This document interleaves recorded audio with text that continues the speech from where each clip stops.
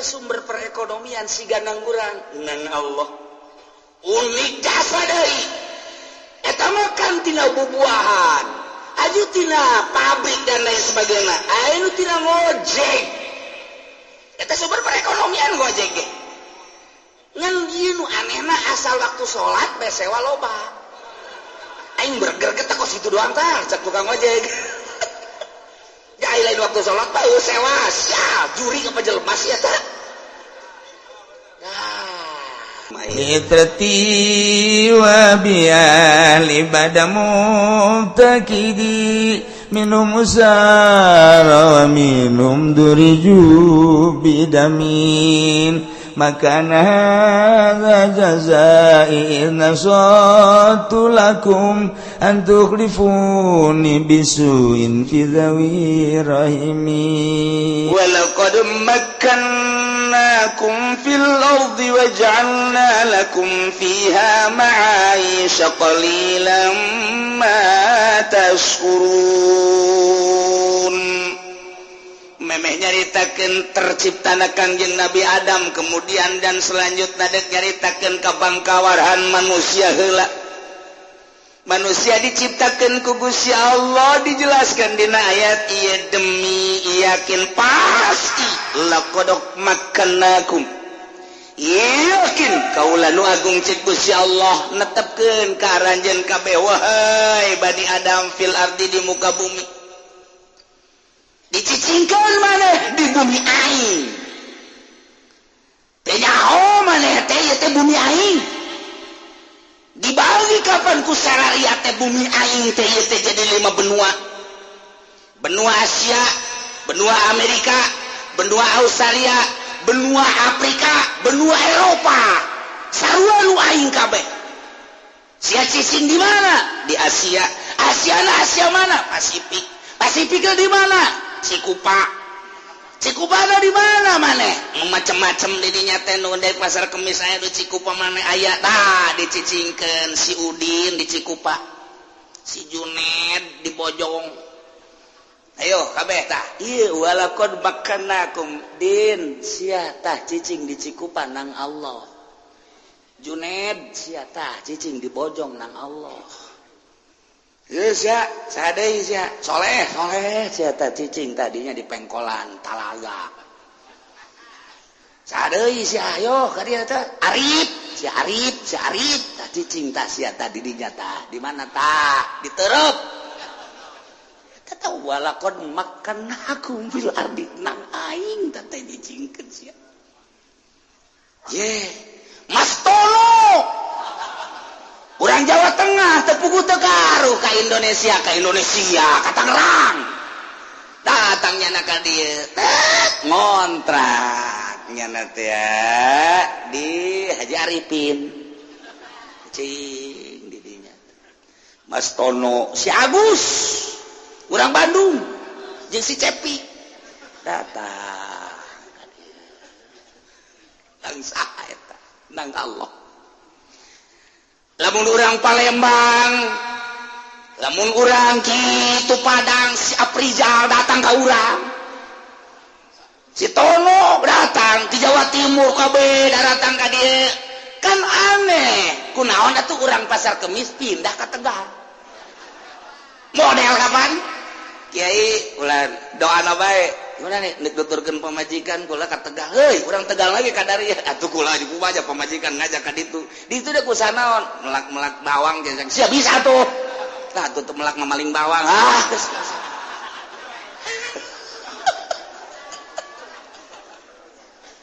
uli ka kawasan Allah lamun ku urang diperhatikeun pohara jasa Bogor, Sukabumi, Cianjur, Bandung, Tasikmalaya, Ciamis berat daratan ka dieu Jawa Tengah na ti Semarang na kemudian ti Kudus dan lain sebagainya datang ka dieu tuh di Jawa Timur ti Ampel ti Malang dan lain sebagainya bahkan nyebrang ka ditu urang Bali lagi datang ka dieu urang dieu kunaon cicing di Bali urang dieu na matana kapereung-peunan cicing di Sumatera urang Sumatera ge sieun ka monyet ka dieu kunaon urang dieu ka ditu udah jadi monyet beureun kakawasan Allah geus aya ti ditu na walaqad makkannakum fil nang Allah dinten teh iya teu teh rencana kudu ka Lampung mah aju di Lampung mah mending diri ada di kota mah dijolok jasa Masya Allah ngaliwatan leuweung aju di ditu mending mun laya imam ngan 3 imana tapi betah bae tadi ditu eta cicing di leuweung menang sa walaqad makkannakum fil nang Allah menang nyanggakeun urang ngadoaan mantap tah santri mah santri tilok boga rencana santri mah ngadoa ya Allah ya Rabbi abdi mah nyanggakeun deuk di mana bae ge kumaha Gusti bae ja abdi nu Allah tanahna ge nu Allah nyanggakeun abdi mah emang kunaon santri teu boga rencana tuh rencana kumaha aja duit teu boga nu teu boga jangan rencana mah boga duit nyana duit teu gablek naon teu baglak paling anu pae dibere sholawat sakitu doang ye entek teu boga rencana di mana bae Gusti lah abdi bae tapi lain sambarangan gitu kita mah cerita doang duit mah aya bae dunia mah aya bae ngan ku nemah nanyana lain ku sebab teu boga duit lain bisa diadu santri jeung nu lain santri duit teh lobaan mana deh santri bageus teh sieun-sieun aing mah teh sieun hirup di alam dunia sebab duit aya di bank yo emang sieun atuh enteh ai sia aing mah tetep teu boga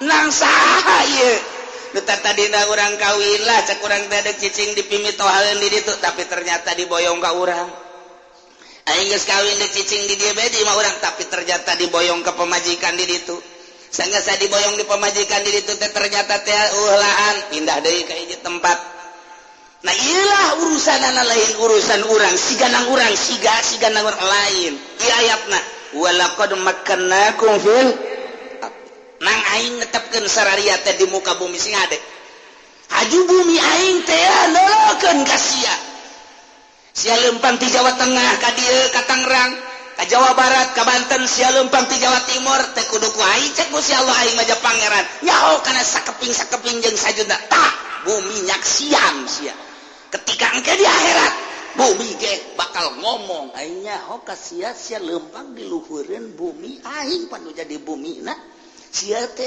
teu jauh bae ti urusan dunia teu pernah kamu sholat sakitu deuketna ge dicangkerem sia ku aing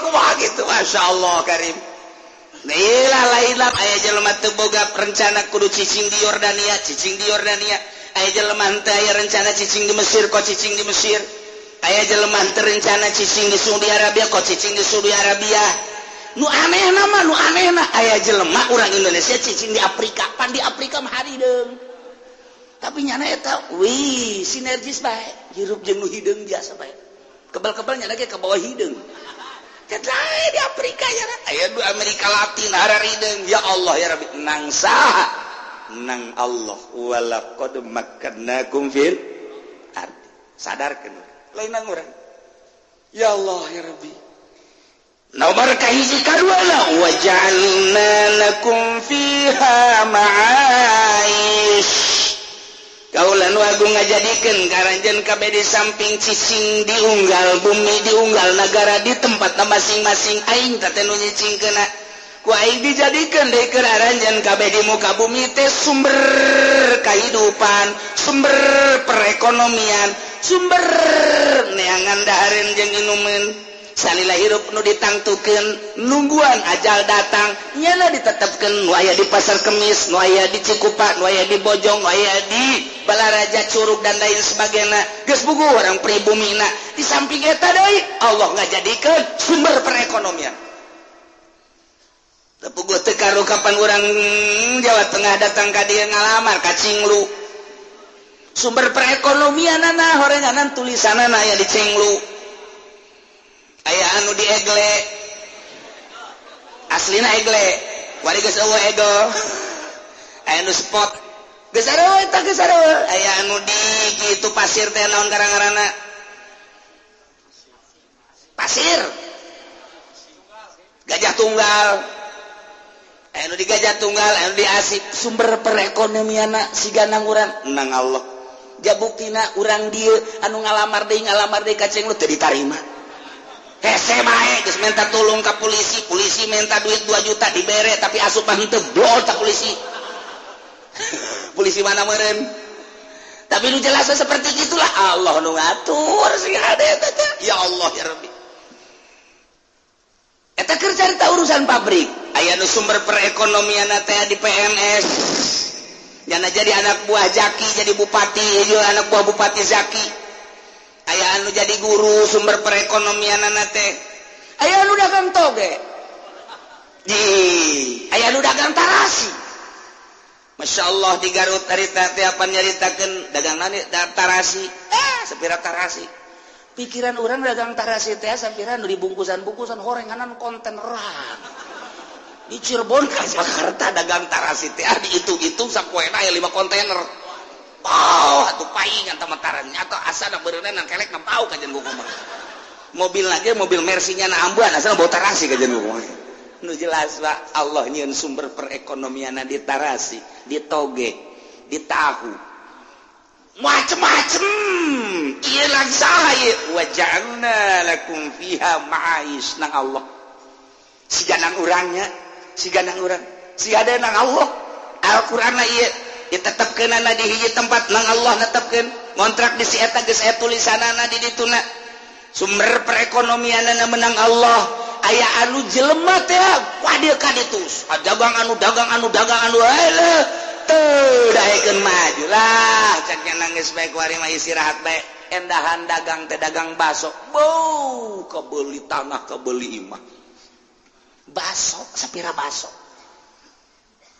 tapi horenganan unggal kota aya anak buahna wow baso endang Allah wa ja'alna fiha ma'ais wa ja'alna lakum fiha ma'ais nang Allah sumber perekonomian Gusti Allah nu agung ngan lamun diglobalkeun aya anu sumber perekonomian teh tina simar bubuahan timimiti melak cabe rawit cabe gede cabe hejo cabe beureum datang ka buah engkol bonsis dan lain sebagainya aya nu tina bubuahan buah darmayu wah lamun musim buah di darun di ditu di mana Indramayu eta si buah poharanya haju amis di buah Indramayu mah nu encan asak ge amis nu encan asak urang ngasaan di ditu amis nu asak amis nu barebeug amis nu atana ge amis meuli urang 5 kilo dibawa ka dieu asem aya heran eta kos kitu eta model eta meuli di ditu arabun dibawa ka dieu harasem nyaho jak urang nu milihat urang nu niat urang kos kitu bae nagarana teh mah mantap kuduna urang mun meuli 5 kilo dahar di ditu kabeh mengseret geus di ditu ieu sumber perekonomian teh aya nu tina buah aya nu tina samangka dan lain sebagainya ieu menang Gusti Allah wa ja'alna lakum fiha ma'ais ya Allah ya Rabbi urang lamun di Cilongok mah di dieu ti baheulana ge tilok aya palawija paling ge pare jagong dangdeur paling cabe di dieu teh sakitu doang nyebrang kesempatan ka ditu ya Allah kucai aya tuh kucai aya aju anu eta teh naon ngaranna nu pararenjang teh aya dan lain sebagainya aya urang mun deuleu ka ditu aya kuari mah pagon geus didominasi ku urang Jawa tuh eta teh sumber perekonomian siga nang urang nang Allah unik jasa deui eta mah kan tina bubuahan aju tina pabrik dan lain sebagainya aya nu tina ngojek eta sumber perekonomian ngojek ge ngan ieu nu anehna asal waktu salat bae sewa loba aing burger kita kos itu doang tah cak tukang ojek jai lain waktu sholat pak sewa sia juri apa jelema sih eta nah aju jadan heuleuh wae mah susuna gede mantep ya waduh eueuh ceglokan eueuh naon direm abeh ngendut ka dieu eta mah budak masyaallah sambil menyelam minum air ma'ais cerita sumber kehidupan ya Allah dibagi deh guys aya anu tina perpolitikan sumber perekonomian teh aya nu geus jelas jurusan perekonomian nya tapi aneh aya anu ngitung dong perekonomian miliar nya nama gede utang atuh geus kos kitu bae tah jadi gawe doang nya nama didinya anu tina perbudayaan iya ku Gusti Allah tempat cicing urang nang-nangtukeun Gusti Allah sumber kahirupan ge nang-nangtukeun Gusti Allah nu ulik deui jelema ieu sumber kahirupanana tina jual beli alat perang Amerika mah tandus tanahna teu bisa dipelakana naon nagarana mata kula teu betah ge hari tadi ditu teu bisa jarang dangdeur dipelak teu bisa ditu huli dipelak teu bisa jadi itu malah di urang mah pen melak dangdeur cap antepkeun oh modal sabulan 2 bulan tarik masyaallah sabeu gede kieu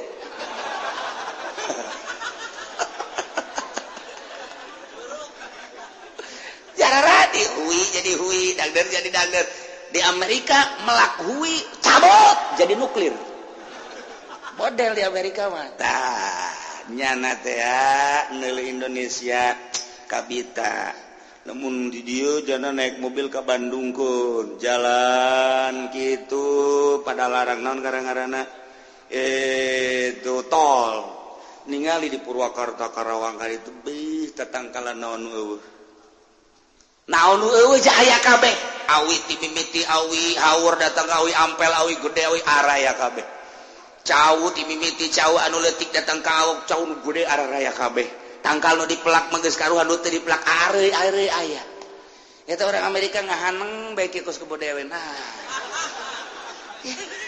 subur amat cek eta teh nyana subur tapi tetap aing yang menang untung cak Amerika tetap dibawa ku aing kauntunganana lobby lah nyana lobby ku nyana melalui perpolitikan baheula mah lobby teh hanya perekonomian ku ari geus asup ka tubuh perpolitikan ngeri urang untuk meraup keuntungan lamun emas dialatek dibawa ke Amerika dikelola di kapal bawa ka ditu urang ngegel curup doang teu nyaho sabaraha eta nu dibawa sabaraha nah eta dibawa dengan begitu saja urang neuleukeun tapi deres kene lamun kieu mah diangkat dikelola di urang sageus dari kanyahoan sekian ton ieu emasna minimal atuh kaluarkeun 10% jang pajakna deres kene ieu bahkan henteu kitu rauk bawa ka kapal kelola di ditu urang nu urang dibawa ku nyana dikelola di ditu teu boga pajak-pajak daca urang mun nyaritakeun kitu kan biadab tah nu kuari akan menandatangani kamari nu mantak diperjuangkeun geus si itu nu eleh supaya ulah diperpanjang eta kakarak satu sudut eta urang teh ngan ieu teh tanah aing menang memperjuangkeun bapak kolot aing baheula diseret dinuklir dibom dan lain sebagainya memperjuangkeun teh supaya anak incu teh subur makmur tapi ternyata nu kuari teh nyahoeun baheula bapak kolot teh kena atom teh nyahoeun bapak kolot teh dibrondong diseret dan lain sebagainya tinggal ngeunana ditandatangani perpanjang sekian puluh tahun deureus mun aya pajak asup pajak-pajak naja atuh beureunanan manang kitu ge ayanya orang-orang tertentu mun urang nyaritakeun kos kitu urang bisa jadi pemberontak ieu mah sakadarnya kok bae ulah bebeja ka sasaha engke ente ka ditu ngabeja deui ieu kakarek satu kukula mun dicaritakeun aya sabaraha belas cian mantap marudah nah iya encan lain-lain nah ieu keur carita waja'alna lakum fiha ma'aish Amerika teu bogaan duit lamun eta nuklirna teu dijual lamun eta senjatana teu dijual lantaran nya mangandeukeun persenjataanana nu mantap hayang boga duit teh kudu ngajual senjata otomatis kudu aya nu perang ge senjata mah atuh aing teh perang mandeg anu meuli ya ieu ge urang ge atuh aing teh deuk jambal mah teu militarasi urang militarasi so teh deuk jambal itu kele ieu kelantaran perang ya otomatis beli senjata ya mau tidak mau Amerika teh kudu bisa ngadu domba supaya perang berarti negara paling biadab jalema sebab ngadu domba ke negara jeung negara supaya perang maksudnya dek kaloloskeun jual belinya nah supaya boga duit kos gitulah negara diciptakeun ku Gusti Allah ma'ayis tati dinya nu mantap adang kasogi orang terkaya sadunia sebab nyanalah anu jual beli senjata ketika anu perangnya booking di Amerika, booking di Uni Soviet, jual iyalah manusia terkaya sadunia. Orang mah dipakai bae sendal kasogi bete nya ngomong tong dongeng. Teh dongeng na urang make sendal cepit, ieu naon kasogi. Atuh sia mah kasogi itu si belon. Jelema anu luar biasa. Tok.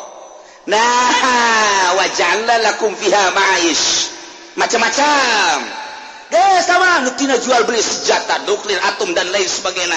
Kabelah diana aya anu tina jual beli pakaian, kabelah diana makanan, minuman dan lain sebagainya.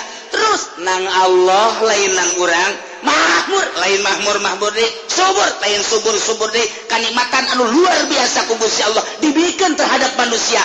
Cuman hanjakal qalilam ma tashkurun. Saeutik pisan anu syukuranana. Qalilan teh saeutik ditaukidan ku make ma. Jadi qalilam ma pisan. Lamun teu kitu awas ya ngomong. Quran baca hese atuh. Ka di dina mah litak gidil kilah. Pohara pisan saeutik pisan ieu mah bersyukurna. Ku ari masih Junaid bae kamari teh tuh keur aya pas-pasan mah dae ka mushola azan, qomat ngabersihan mushola barang boga mio ku ari geus daekeun ka mushola qalilam matas. Ustaz Junaid nu kamari ieu teh keur balik di pondok mah kararasakeun keneh meureunana netep eta di luhurna ditendeunan lauk asin di dinya nikmat jasa kuari barang wauh jeung camat bauh jeung bupati ti loka masjid qalilam ma sial teh Ki Junaid. Ayo coba kamari ieu mah keur rada lumayan kakarak ge engket-engket ibadah teh beuh fakir miskin ke ngara usaha teh fakir miskin ke kabeleteran bae. Tah doakeun supaya maju, didoakeun ku fakir miskin ku jeung yatim piatu ku ari mah geus mahmur pohon qalilam ma tashkurun. Kamari mah bager ka pamajikan bager ka anak bager ka incu bager ka tetangga ku ari mah barang maju qalilam ma tashkurun. Lamun ditanyakeun ka mana Abah Haji mah di hotel. Ka mana Pak Haji mah keur di puncak. Ka mana Pak Haji mah keur di Lembang di ditu. Ka mana Pak Haji ngubur sasana meureun Pak Haji tah qalilam ma.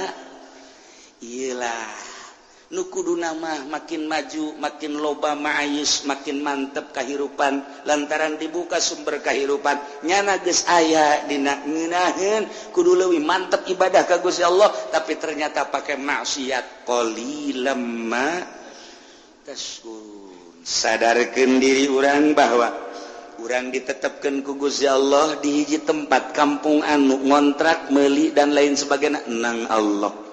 Urang hanya wayang nu dilempang-lempangkeun ku Gusti Allah. Nomor kadua sumber kahirupanana nu tina dagang asongan, dagang dorongan, dagang jongkok, dagang dan lain sebagainya sampai ka jual beli nuklir ieu ge meunang Gusti Allah ngan kadituna setelah cicing di hiji tempat kahirupan geus luar biasa qalilam ma lain bersyukur ka Gusti Allah endangan kufur ka Gusti Allah. Nauzubillah min ieu jelema loba nu ngaji di dieu kulantaran teu boga duit. Teu boga duit ieu bebeja ka tatanggana ge ngaji emang kunaon leh usaha keur harese cek kitu. Utang ge teu kabayar mending ngaji cek nanti. Tuh, belon pada tepor. Mun keur boga duit bat teu ngaji. Pak Haji, Orang ngaji ka Cilawa, geus heula bae. Dek ka mana tuh Pak Haji? Boga janji di Cikande. Jeung saha lah ngomong. Salam bae ka Kiai. Heuh, mah angonan teh budak. Datang minggu hareup. Aja urang ngaji, kayak minggu hareup cenah ieu teu kaburu. Masyaallah. Tuh boga duit mah kos kitu. Teu boga duit mah iceus jana. Tapi lamun boga duit atuh eta. Masyaallah. Qalilam ma maya dongeng aya hiji jelema sugih tapi kurang bersyukur. Aya nu ngahadamna wali ngan teu kajawan wali atuh biasa bae dicarekan bae ngaranna ge sugih. Nu sugih mah pan bisa dengan nyarekan doang. Padahal mah lamun dipigawe ku jana ge modar. Nana nu sugih mah kos kitu kudu bos teh bisa ngan tujak-tujuk jeung nyerekan. Ieu ngahadang sebulan 2 bulan 3 bulan aya satahun mah meureun sia cek bos aing mah ieu kasia ieu asal lita we teh cukup sakali asal lita we kasia teh cukup sakali ka hayang aing mah aing sakali lita beres ieu mah aing lita deui aing lita capek aing kasia gas boleh dikuari asal sakali perintah selesaikan mangga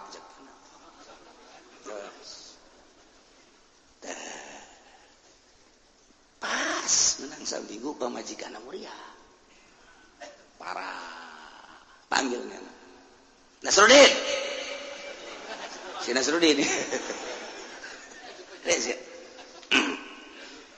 nyaon teh pamajikan tamuria nyaho tugas siap wari naon dokter panggil ka dia siap mangga keluar nyana borang dibawa ka dinya aya 20-an cak bos teh ieu naon aing ditamanggil dokter ka 20 supaya satu perintah selesai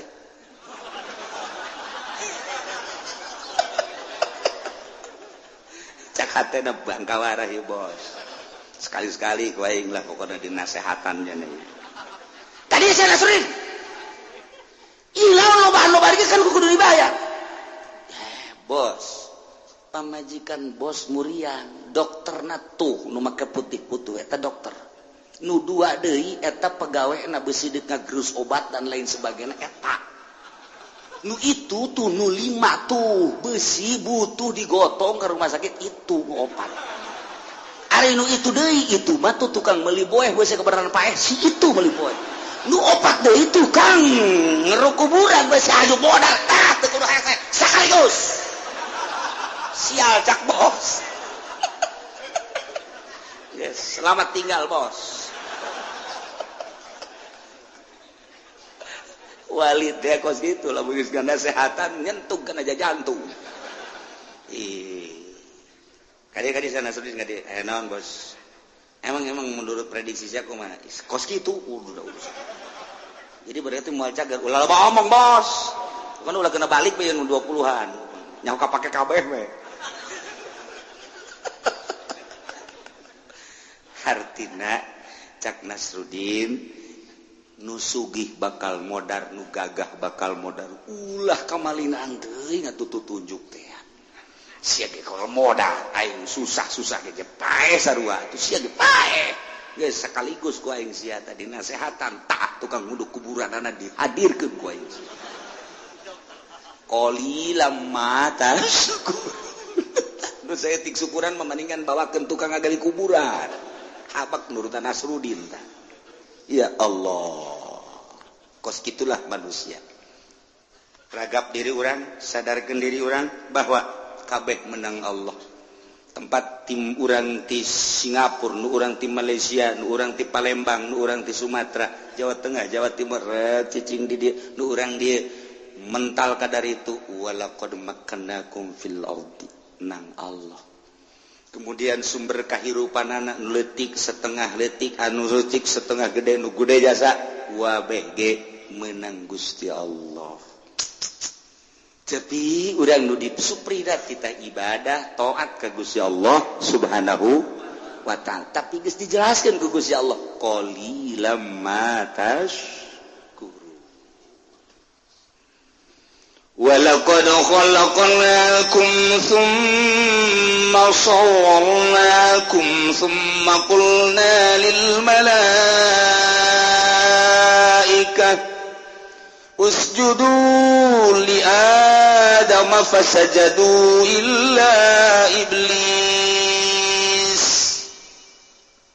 wallahu lam bimuradi yakin nyata jelas kaula nu agung nyiptakeun karanjeun kabeh kum dijamakeun padahal nu dimaksud nama ieu adalah hiji bapa urang yakni Kangjeng Nabi Adam geus kabahasakeun khalaqnakum dijamakeun nginayahan ka Kangjeng Nabi Adam summa sawarnakum satuluina kaula ngarupakeun karanjeun kabeh urang teh sabada Kangjeng Nabi Adam diciptakeun ku Gusti Allah kemudian seluruh anak putu Kangjeng Nabi Adam aya dina tonggongna satungtung aya keneh moal ka kiamat ke geus eueuh nu digamblok di tonggong Kangjeng Nabi Adam bea kabeh karakter jadi kiamat. Jadi geus di stok ku Gusti Allah. Summa sawwarnakum geus di stok ku Gusti Allah pilobaeunana teh seakan ditaplokkeun dina iga wekasan Kangjeng Nabi Adam. Plak. Turunkeun ku maneh melalui anak anjeun wahai Adam. Plak. Qabil Habil Ikrimah laulah budadanes. Turunkeun deui ti Qabil Habil budak truk. Turunkeun datang ke zaman SBY kuari manusia adalah kuari 6 miliar manusia. Lain lalaga. Ieu anak kutu Kangjeng Nabi Adam. Ieulah ayatna. Yakin jelas nyata kaula nu agung nyiptakeun ka Adam bapa moyang anjeun.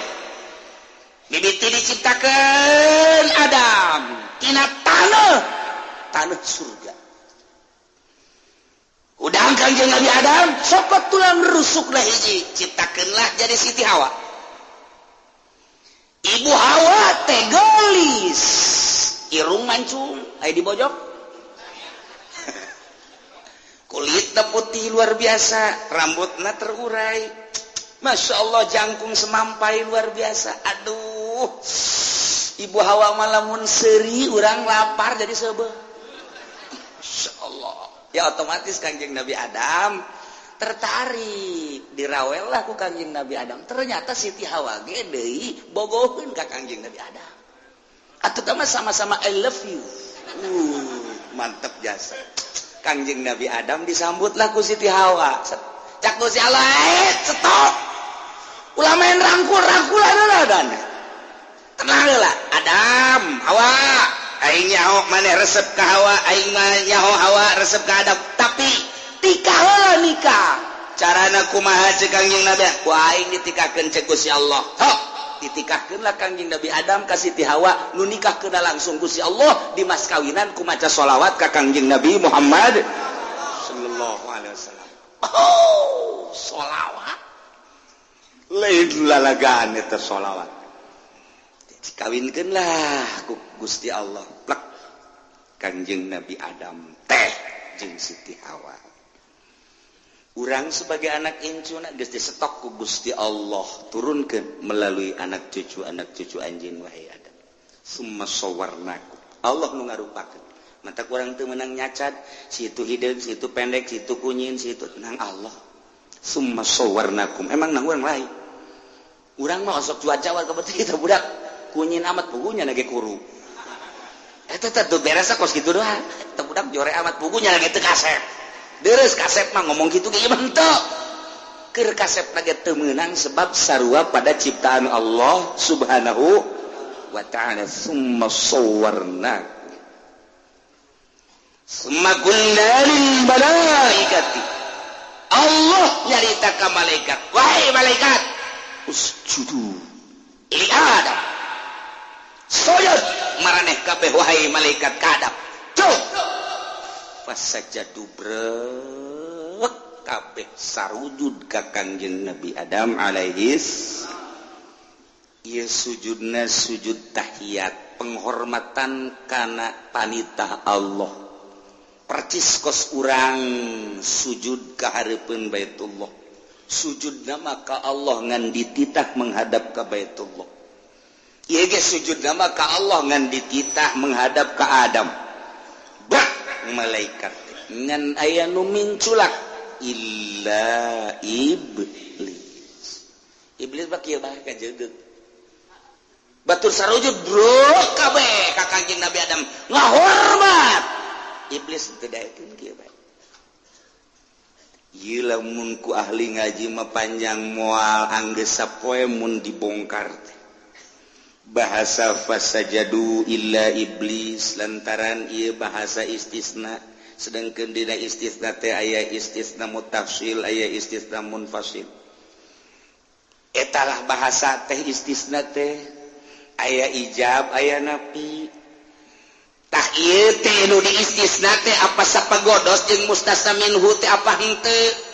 Lantaran urang lamun ngaji bab istisna teh istikhrajus nu sabenerna mah tapi kan di dituna aya komal qaumu ila zaidan aya komal qaumu ila imaron nah ieu apakah iblis sajinis jeung malaikat apakah henteu lamun malaikat teu sajinis iblis teu sajinis jeung malaikat atuh berarti kitab Allah cek tadi lil malaikati atuh memang ajegeug lagi atuh lain ka malaikat ieu ja iblis henteu jadi masalah tapi kok jadi masalah berarti ieu iblis teh sapagodo sajinis jeung malaikat lantaran Allah ngayetobna summa qulna lil malaikati berarti ya iblis teh termasuk jumlahan malaikat ngalamun termasuk jumlahan malaikat tapi pan urangnya mau dibuatna ai malaikat mah dibuat tina nur ai iblis mah dibuat tina nar beda nur cahaya nar seuneu puyang kajen kuku mah age kiai mana nutup puyang kajen kuku mah puyang mah mengabahasakeun usjudu qulna lil malaikati Allah nyarita ka malaikat usjudu li Adam sujud maneh ka kanjeng Nabi Adam sujud brak malaikat mah sujud ila iblis ai iblis malaikat apa lain pan tadi ge qulna lil malaikati berarti malaikat tapi pan kanyawa tercipta malaikat batina cahaya ai iblis batina nar lain atuh lamun dilairkeun Allah ngetob ka malaikat atuh teh sujud ge mantak naon ulah jadi masalah lantaran jalur itu teh sujud ge malaikat iblis mah tadi kita tuh kan puyeng nu ngaji ge puyeng atuh ka nu teu ngaji geus pada ku imang geus pararuyang mah geus lah mun teu ngajina geus barabe nu kos kieu mah tah nu mantak ditaliti pembacaan teh istisna mutasil apa istisna munqatina syarat istisna mutasil kumaha syarat istisna munqatina kumaha istisna teh nu dimustasamin huna mana anu mustasna mana ieu terjadilah istisna kos kieu ieu maksudna naon wah ambalaya geus daripada puyeng geus moal dibahas geus sakitu bae lah puyeng mah lain lalagan sebab geus aya anu neuleukeun jamba ieu kiai panjang teuing cek kitu atuh sia kaluar bae bego. Aduh, Masya Allah. Keur carita dong padahal mah tunggus dibahas. Ayo santri mah kiai geus nyararahongan ieu keur carita, ngalalagan nu teu ngaji. Ngalalagan nu teu ngaji tak kos kitu aya nu ngaji mah moal bisa kalalaga atuh. Coba heula keur di pondok geus depongan. Atuh, bari di poho deui pan. Illa iblis kecuali iblis, abal jin, iblis teh bapa jin. Ya nama karena bainal malaikat jadi lahir termasuk malaikat abal jin buapa moyang jin adalah iblis terciptana tina nafseun ai malaikat terciptana tina nur cahaya ari kangjeng Nabi Adam diciptakeun ku Gusti Allah min tin tina endut kieu endut cenah naon sih teh endut aja endut bagendut endut telempung taneuh eta endut ngaranna taneuh dicokot taneuh tina berbagai warna taneuh diaduk-aduk ku Gusti Allah kemudian dirupakeun Adam dibaringkeun iblisna wah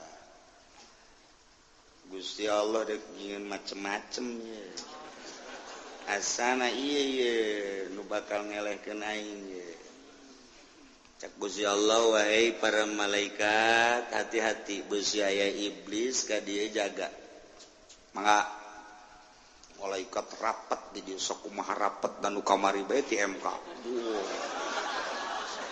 rapat beus aya momonon asu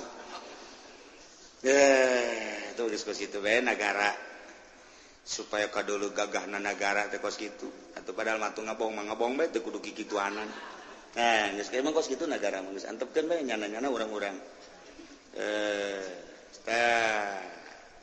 diintip bae ku iblis itu bae ieu macam-macam Gusti Allah ini ieu asana wah capoe 2 poe 3 poe 4 wah diintip bae begitu aya saeutik malaikat lengah kadinya iblis digarowakeun ku malaikat iblis ya siduan ngan poh lompat iblis begitu diciduhan cek Gusti Allah, wahai malaikat cokel, eta ciduh iblis ulah nempel di Adam, cokel, tak balakeun, bualangkeun, jadi anjing. Bogolazo eta anjing teh nu mentek najis mugolazo lantaran ciduh iblis. Nah, di mana eta dicokelna? Di dieu pas bujal nu mentek kabeh di dieu aya bujalan. Ieu lah urut nyokel malaikat. Lamun nu bujalan eta teh kuda. Nu mentek lupata kenceng mun nu bujalan. Kabeh rata-rata aya bujalan. Malah bujalna aya nu doton ka hareup. Ila iblis leteurekeun sujud ka Adam mantak lam yakum minas sajidin.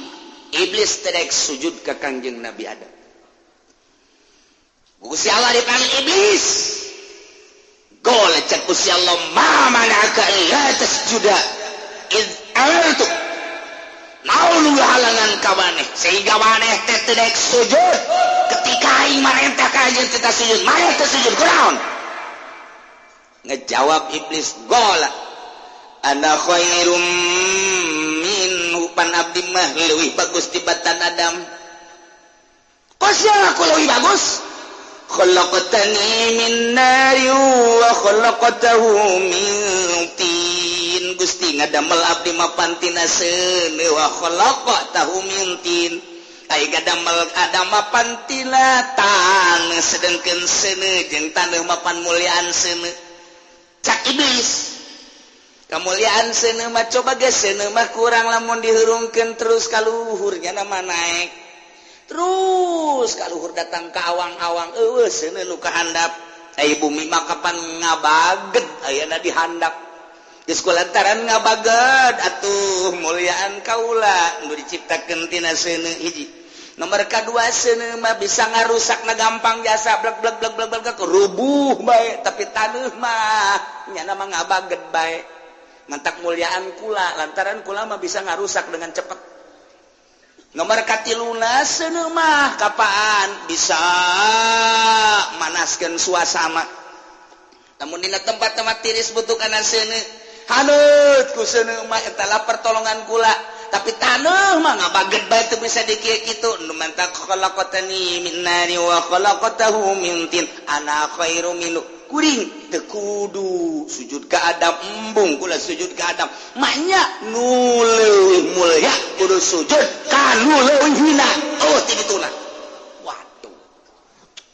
Ilah as iblis. Berarti takabur ya iblis. Maka cek Gusti Allah. Boleh cek Gusti Allah. Iblis. Fahbit. Tok minna. Turun siati sorga. Turun. Fama yakunu laka an tatakabbara fiha. Tepantas model mana itu takabur. Sombong. Cicing di sorga. Sorga lain. Cicing jang tempat tu sombong. Layak jelema takabur sombong. Cicing di sorga. Turun sia iblis lantaran sia sombong. Fakhruj minha innaka minas sokin. Turun sia iblis lantaran mana takabur. Turun innaka minas sokin. Sanyana anjeun teh termasuk nu hina. Golanzirni.